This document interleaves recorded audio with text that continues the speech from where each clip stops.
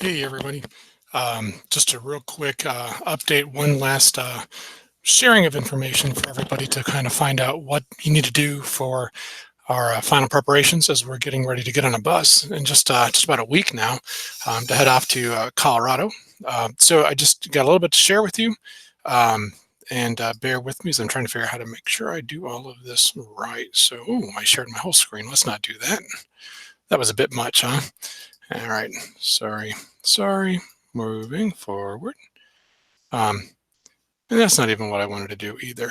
So I might just be redoing this altogether. Application window, how about that? Boom.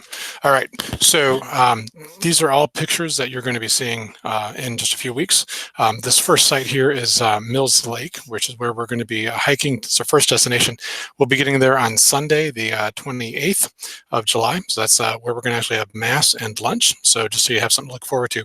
But before we do that, I just want to go through a little bit of the packing that's going to be important for you moving forward. So we're going to talk about kind of like 3 different ways of doing this. It's all in your participant journal, pages 2 to 4.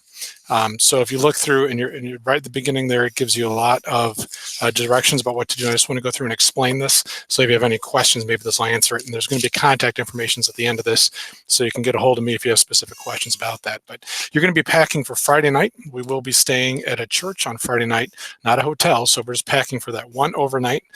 All the rest of our gear will be stored in a duffel or and luggage underneath the bus, and it will stay there until we get to our final destination in Colorado. So we're going to be packing separately for Friday night than we do the rest of the trip. And we're going to talk about a little bit about the other gear you're going to want to put in that duffel bag. But like I said, it's all on page 2 to 4 in your journal. So if you have your journal in front of you, you can kind of read through and make notes as we go. So like I said, we're packing Friday night or Friday morning. When you get on that bus Friday morning on July 26th, you are ready to go for that Friday night, and the rest of your stuff's going to go underneath the bus. So what you want to have with you is in your backpack. Everybody should have a backpack for this trip. Hopefully you've been hiking with those backpacks on, so you get a sense of how that feels. But in that backpack, please make sure you bring a bag lunch. We will not be stopping at a restaurant for food on Friday lunch. We're stopping at a rest area. The hope is that we can just get off the bus, eat our lunch, do some program stuff, and then get back on the bus and go. Save us a little bit of money and some time. So make sure you have a bag lunch. Wherever you go between now and August 3rd, you should have a water bottle within 3 feet of you at all times. There should always be water near you. Drink lots of water. Make sure you have a water bottle to bring on the bus. Water, not Red Bull, not Coke. Water. Water is the most important thing you drink right now. Sports drinks, still not great. There's a lot of stuff in there you don't need. Water is what you need. So make sure you're as hydrated as possible. Not to go too far in the deep end here, but when you urinate, your urine should be clear. You should be drinking so much water that you're going to the bathroom more frequently and that your urine is clear. If there's yellow in your urine, it means you're a little bit dehydrated, so drink more water. Really important that you start doing that now. You do not want to get on the bus dehydrated that Friday morning. It takes a while for your body to get up that water. So make sure you're drinking your water. Also on the bus, there'll be plenty of time to sit around. So if you're a kind of snacky person, go ahead and bring snacks, whatever you want. Some to share is good. As long as they're not going to be too messy, that's great. Sleeping clothes for Friday night. Like I said, we will be getting up Saturday morning and putting back on the clothes you were wearing on Friday morning. It'll be kind of a cool little community building type thing. So bring something to sleep and that's comfortable. I think the place we're staying is air conditioned. We will be sleeping on a carpeted floor, so just be prepared for that. Bring toiletry items. I do not think we'll have access to showers, but you might want to bring like a washcloth so you can wash up a little bit. Definitely a toothbrush. And anything else you need for your personal care. If you have any medications, make sure you bring those.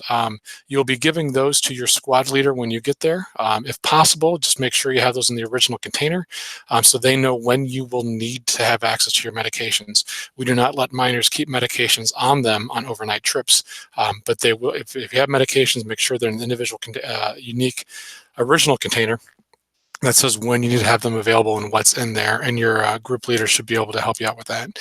You should bring your journal and a pen or pens or pencils, whatever you want to bring. As for writing in the journal, we will be using this on the bus, so make sure you have access to that. And I do like to list rain gear. It's probably not going to be necessary, but if you've got a small little poncho you can put in there. We don't know what the weather's going to be like when we're stopping at rest areas or when we're getting into Estes Park on Saturday afternoon. If it is raining, we will have very little time to get underneath the bus to get your rain gear out of your duffels. So pack it with you, because if we're unloading the bus in rain, you're going to want it. Okay. That being said, if you haven't showered since the night before, you might just really want to get clean. But anyway, moving forward. So for Friday night, the other things you will need is a sleeping bag and a pillow, for sure, for sleeping on Friday night. You will not need this for the rest of the trip. We will only be using that on Friday night on the way out, and again on Friday night on the way back. So what we ask you to do is take a sleeping bag, or just if you want to just grab several blankets, maybe some sheets, whatever you're comfortable with, and a pillow. If you got a compact air mattress, something small, we don't want everybody bringing like a queen mattress. That would be crazy. So like if you got something small that can actually fit well, go ahead and put all of that stuff in a large plastic garbage bag, like one of those big Glad black bags that you can zip closed or pull closed with the pull tabs. If you can put like duct tape and then a permanent marker, write your name on the outside of it so it's easy to sort later, that would be awesome. Otherwise, when you do drop off on Friday morning before we load the bus, we will have duct tape and markers there available to help with that. But put everything you can for that sleeping gear, sleeping bag, pillow, and if you have like something small, like to just ease the pain of the carpeting, go ahead and put that all in one big garbage bag. There's a lot of reasons why we're doing all of this stuff. Just trust me, you're going to learn in a garbage bag. It makes it compact, easy to grab, easy to go. And again, label everything. So that's for Friday night. So the rest of the stuff you need to bring, this is for the rest of the week. We do ask that as much as possible. Actually, we do ask that regardless if it's possible, this is what you're going to do. You're going to put this all in a duffel or a small suitcase. We have a pretty decent sized bus, and we don't have a lot of people going this year, but we still want to be compact in our packing. Pack 5 to 7 shirts. There will be times where you will be sweaty and you'll want to change. But like I said, some of these clothes that you won't be getting dirty in, you might want to wear more than once. That's just kind of how this might work. 2 to 4 pairs of shorts. I'm probably just going to bring a couple. I have no problem with that. I'm going to bring probably 1 pair of pants, but we recommend you bring 2. Sleepwear, again, something to be comfortable sleeping in. 9 pairs of socks. Don't go cheap on the socks. You're going to always want to bring an extra pair of socks on every hike, so you can switch those out if your feet get sweaty or if you're getting blisters. And we'll tell you more about what to do with those socks on hikes if we need to. But make sure you have enough socks that you're wearing a clean pair every day and you have a spare reserve pair on every hike. Bring underwear, as much as you think is reasonable and needed. A sweatshirt, something to be outside. Up in altitude, it will get down to like 50, 60 degrees at night, and we'll be outside every once in a while, so a sweatshirt's going to be good for you. Old tennies or water shoes. This is for when you go rafting. If you bring an old pair of tennis shoes, like just a pair of rotten shoes are going to fall apart any second, that's perfect. When you're done rafting, you just take the wet shoes and you throw them out. So you'll bring another pair of tennis shoes as well for that. So you should have like a pair of house shoes. It doesn't look like I made it on this list, but it's in your journal on page looks like page 4 or 2 or 3. You should bringing a pair. On page 2 on the top there, it says you bring hiking boots, house shoes, and old tennis shoes. So the old tennis shoes are for rafting. You can throw those away and then put on your newer, clean pair of house tennis shoes. By house shoes, we mean simply something other than hiking boots. So when you get back from a hike, you can switch into more comfortable shoes for walking around the YMCA camp. Sunglasses are important. It does get bright and the altitude is bad with the sun. Swimsuit for camping. Bring a hat, something to keep that sun off your head. Again, it's a good idea to be safe. That sun is dangerous. You're going to need to bring a roll of toilet paper in a Ziploc bag. And inside the roll of toilet paper, so in that little cardboard tube, you're going to want to stuff extra bags, baggies or Ziplocs. The reason for that is because we have to pack out everything we pack in. So if you go into the woods and you're on a hike and you get a calling for a number 2, we do ask you to go ahead and clean yourself as much as you can and then bag the waste, not necessarily the product itself, if you know what I mean. You're going to bury that, but as far as the paper goes, you want to bag that up and bring it back and dispose of it once we get to facilities that have waste receptacles. Toiletries, again, for your own personal care, this can be the same stuff you bring for Friday night. That's fine. Sunblock, like I said, we do not want to get anybody sunburned. Going back to those t-shirts, my rule for the t-shirts is they should be t-shirts, not like designers, not tank tops, not spaghetti strap. They should have short sleeves on the t-shirt, and that's to protect your shoulder from sunburn, as well as to maintain some kind of a modest apparel for us. So any kind of church t-shirt, if you've been on a youth trip, or NCYC's long sleeves, that might be overkill. But if you want to cut the sleeves on an NCYC shirt, it'd be cool. Foot care products, if you know that your feet are going to get blisters, bring moleskin. You might want to bring a scissors to trim the moleskin, maybe some tape, maybe some foot powder, things to help you out that way. You should be hiking for a while, so you should know what your feet need at this point. Bring a flashlight. We'll be ending programming after dark, and sometimes we'll be starting program before sunup. So you'll need a flashlight to get around camp. Bring a Bible, preferably one you're comfortable using and navigating and flipping through, maybe even making notes in. And then bring more water bottles. Our hikes will be extensive, so we'll be out at Recommend National Park for almost 8 hours, 10 hours our longest day. So you want to make sure you have enough water for the entire peak hike. I'd recommend bringing about 1 gallon of water for that peak hike, depending on how you are with water consumption. If you normally would drink 2 bottles of water in a 4-hour hike, double that for the peak hike, because altitude is really going to burn a lot of water through your body. So you're going to drink twice as much water in the Rockies as you're used to drinking here in Iowa. So plan on that. You can get the water bladders, the little bags that have the straws that come out of them if you want to do that. I've learned personally just having water bottles, a whole bunch of them that I can actually just pour in my face, down my throat, versus having to suck something through a straw. Because when I'm out of air and it's hard to breathe, the last thing I want to do is kind of suck on that straw until the water comes out. I just don't have enough air to suck. Isn't that weird? Okay, but that's my experience from altitude. All right, so that's what's all going to go in your duffel bag. Again, this is all listed on page 2 of your journal. A little bit more detail. There's some things that I didn't put on this list that you're looking at that's in the journal. Go with the journal if you think it's important. All right, so also on Friday morning when you show up, we're going to be meeting at St. Pat's in Cedar Falls. We're going to be taking these things here, and they're going to be stowing them under the bus for later. So take your hiking boots. Because they're so big, we want you wearing just your normal tennies on the bus on Friday and Saturday. Take the boots, tie them together, label them with duct tape. We'll have a place for you to put those. So those will get stored underneath the bus, all of the boots together. That just, again, saves space as far as packing goes. You're going to have a duffel bag or a suitcase that's well labeled again as well. And then we're going to ask for about 1 gallon or a little bit less than 1 gallon of trail mix. Trail mix is going to be the things that's going to be our primary calorie intake for when we're hiking. It's going to be the like 4 meals that we're going to have are pretty much going to be, for the most part, trail mix. So bring something that's got tons of protein, energy, just normal trail mix that has peanuts and raisins and M&Ms or chocolate chips, something like that is good. Pretzel bits, whatever it is, you can grab a handful at a time and keep going. We'll also have some other food available for you to accent that, but bring the trail mix you enjoy. All the trail mix will be shared among everybody. So we'll just put out 1/3 of the trail mix at our first hike, 2/3 of the next, another third on the second hike, and then the rest for our final hike. And then people just fill up bags with trail mix to keep them going. If you have any allergies to nuts or anything that might be in trail mix, make sure you bring your own trail mix and then write the snot all over that ice cream bucket full of trail mix that says, "Do not eat this stuff. This is specifically for," and then write your name. Something like that indicates to us that we know that this is your trail mix and only for you. That way we don't have to worry about 1, you dying, or 2, somebody else eating the stuff that's going to keep you alive. All right, so that's the rule as far as trail mix goes. Again, we'll keep all that trail mix, put it together, and stow it under the bus until we get to Colorado. All right, so here's some things to keep thinking about as you're getting closer to our final days before we get on this bus. Hopefully you've enjoyed the last 11 weeks of training with your squads. We've heard great things about how much y'all leaning forward to this. I'm looking forward to meeting all of you.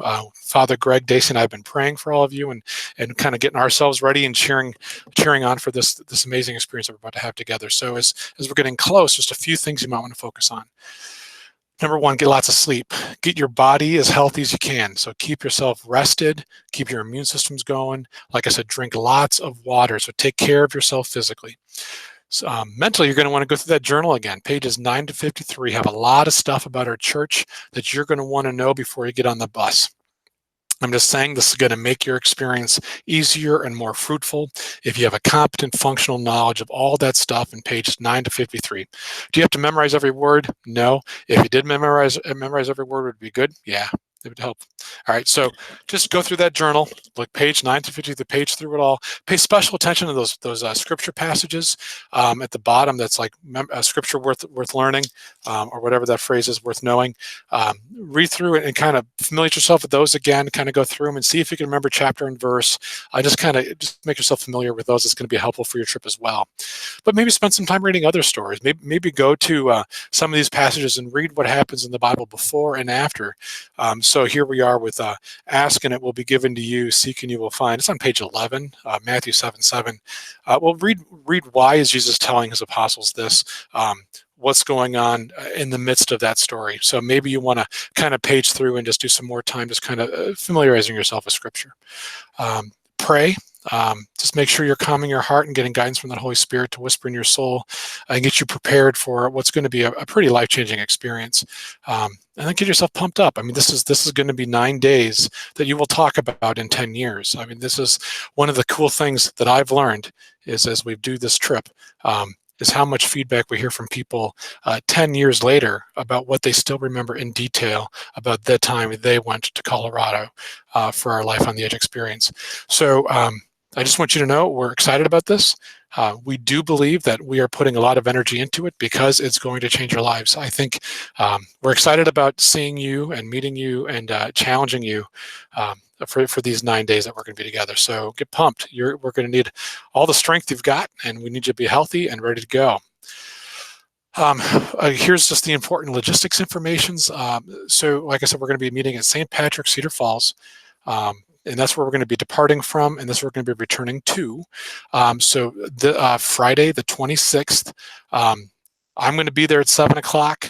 And if you were to be, I'm going to be there before 7. If you started getting there at 7 o'clock to get us ready to go, that'd be pretty smart. We want to be loading up the bus at 7:30. So we got some work to do before we get on that bus. So be ready to go by 7:30. So if you show up at 7:35, you're late. You don't want to be late. You don't want to start this trip being the one in your squad that is not ready to go at 7:30. Okay. We will get back, hopefully, Saturday, August 3rd, about 4 o'clock-ish. We're planning to get back. Now, that depends on a whole bunch of things like road construction and travel delays and everything else that could go bad. But that's the goal, is to get back about 4 o'clock-ish. That gives us time to go to the restrooms there at St. Patrick and get freshened up a little bit before 5 o'clock Mass. We would encourage all families to join us.